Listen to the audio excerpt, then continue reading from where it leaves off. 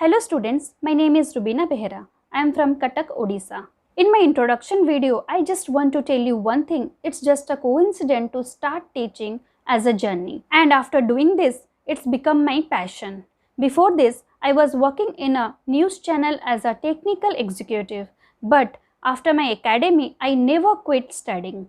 I love to know new things. I love reading books. I love interacting with students. I have just started teaching during lockdown while the world is suffering from COVID-19 pandemic. But in my area, I started coaching students. In this pandemic, I also did lots of gardening. In this short intro cum demo video, I just want to tell you one thing that people think geography is a very boring subject. But in my point of view, it's a very interesting and exciting subject. Matters how you are studying. And my aim is always to discuss and teach students interestingly through diagram and map.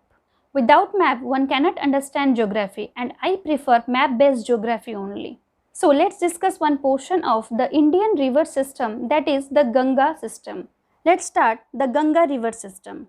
The headwater of Ganga is called Bhagirathi and is fed by Gangotri glacier.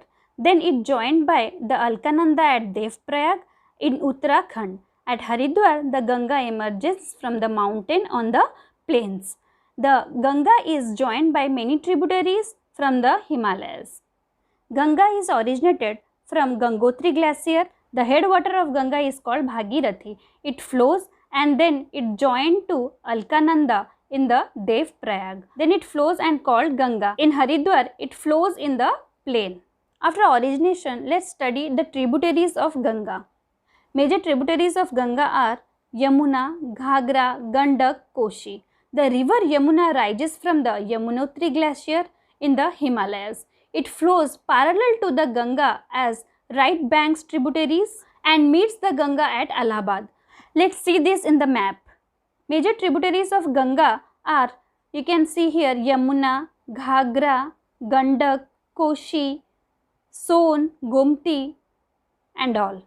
The origination of Yamuna river is Yamunotri glacier, and you can see Yamuna is flowing parallel to Ganga and it joined Ganga in Allahabad.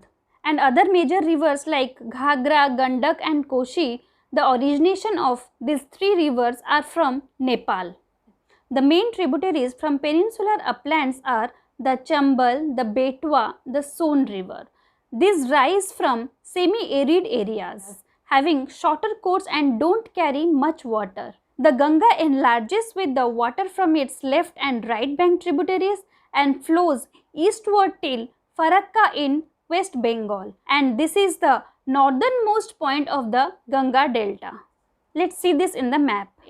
And in this map you can see the river Chambal, Betwa, Son. These are the tributaries of Ganga which are flowing from peninsular plateaus. These rivers do not carry much water as they flow from semi-arid and arid areas like desert. In arid and semi-arid area, due to lack of rainfall, the rivers do not carry much water. And the river Ganga enlarged with water by the left bank and right bank tributaries. River Ganga flows eastward till Farakka, and this is the northernmost point of Ganga Delta.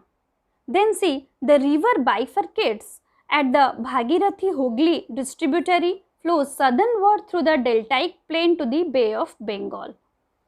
The main stream flows southernward into Bangladesh and joined by the Brahmaputra. Further downstream it is called Meghna. Then both the rivers flow into Bay of Bengal. Here in this map you can see this is Farakka, and here only the Ganga river bifurcates into two parts. This is river Hooghly and this is Ganga.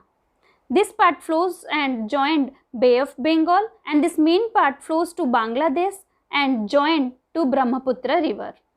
The river further flowed and is called Meghna. Then it joined to Bay of Bengal. The delta formed by these rivers called the Sundarban Delta, and this is the world's largest and fastest growing delta, and this is home of Royal Bengal tiger.